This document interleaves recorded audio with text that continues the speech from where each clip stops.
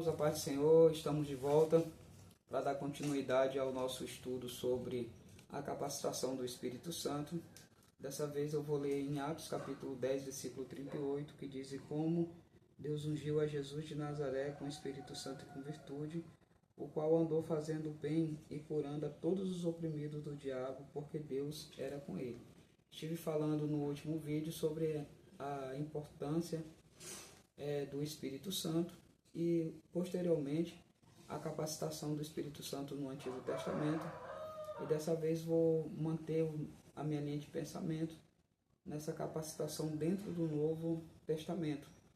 Nós vemos dentro dos escritos de Lucas essa capacitação tanto no seu Evangelho quanto no livro de Atos.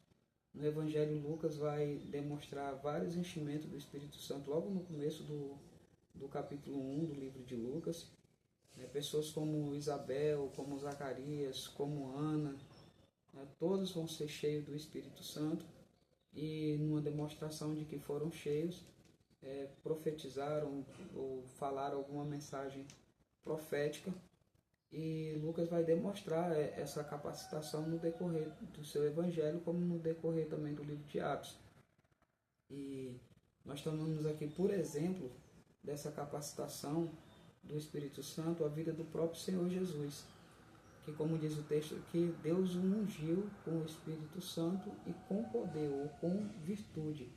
Jesus ele foi capacitado pelo Espírito Santo para desempenhar a sua função de pregar o Evangelho aos pobres, ao levantar os coxos, ao curar os enfermos.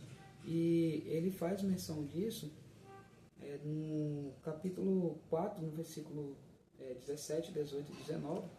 Lucas vai mostrar o seguinte, que foi dado um rolo a Jesus, e Jesus leu uma passagem do profeta Isaías que diz: "O Espírito do Senhor está sobre mim e me ungiu."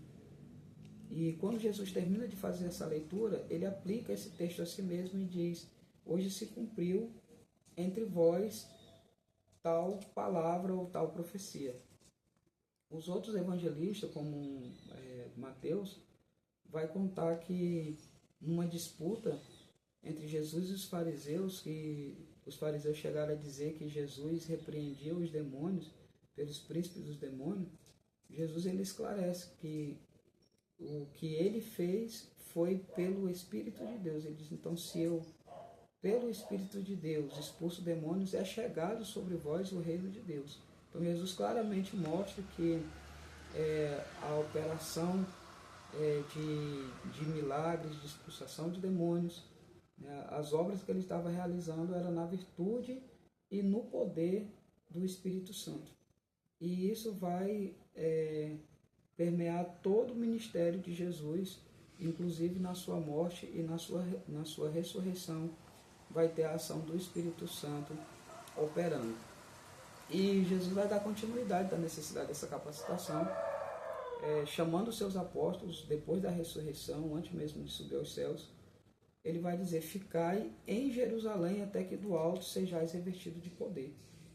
Jesus deu uma missão para os discípulos, que era de pregar o Evangelho, de testemunhar a respeito de Cristo a todas as nações, a todos os povos. E os discípulos não tinham como fazer isso sem a capacitação do Espírito Santo.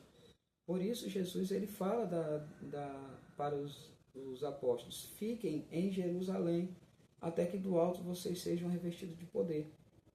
E Atos capítulo 2, versículo 4, vai mostrar esse cumprimento dessa promessa de Jesus, que Jesus prometeu aos seus discípulos que não muito depois desses dias eles seriam batizados com o Espírito Santo. E a Bíblia vai dizer que estavam todos reunidos no mesmo lugar, quando de repente veio um som como de um vento veemente, e foram vistos línguas repartidas como de fogo, e todos foram cheios do Espírito Santo e começaram a falar em outras línguas. A partir desse momento em que os apóstolos são capacitados, são cheios do Espírito Santo, são batizados no Espírito Santo, que para nós, pentecostais clássicos, nós cremos que essa capacitação é o batismo no Espírito Santo, é o revestimento de poder, capacitando para testemunhar e para o serviço, e também para uma vida de adoração mais profunda diante de Deus. né, nós vemos aí que os apóstolos, depois dessa capacitação, depois de serem batizados pelo Espírito Santo, eles têm suas vidas mudadas. João vai dizer no final do seu evangelho que depois da morte de Jesus, e até mesmo antes de Jesus se apresentar ressurreto para eles, eles estavam trancafiados dentro de um quarto, dentro de um lugar, amedrontados, com medo, né, de serem mortos, vamos dizer, com um espírito de covardia dentro dos seus corações. E depois que são cheios do Espírito Santo, eles começam a falar ousadamente a respeito de Jesus. E a gente vê isso na primeira pregação pentecostal realizada pelo apóstolo Pedro. Pedro, ele se levanta, e é aquele mesmo Pedro que negou Jesus quando estava ali no pátio.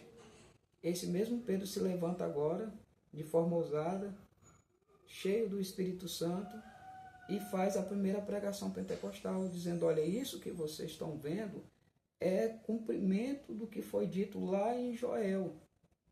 Joel diz o seguinte, que há de ser que nos últimos dias diz Deus que sobre o meu espírito eu derramarei sobre toda a carne, ou do meu espírito derramarei sobre toda a carne. Então Pedro faz uma pregação que resulta em quase 3.000 almas aceitando a Jesus. E durante, ou percorrendo o livro de Atos, nós vamos ver que os apóstolos continuam sendo cheios do Espírito Santo, e aí Pedro e João falam de forma ousada diante do Sinédrio, depois da cura do coxo. Quando eles vão ao templo, eles curam o coxo, e eles explicam que eles fazem isso, né, no nome de Jesus, a qual eles crucificaram, e eles falam de uma forma ousada que aqueles que estavam ouvindo reconheceram que eles estiveram com Jesus, ou seja, o Espírito Santo deu capacidade a Pedro e a João de responderem diante dos seus algozes toda aquela inquirição que eles estavam fazendo, e os apóstolos responderam de forma sábia, de forma em que o Espírito Santo os capacitou para tal coisa.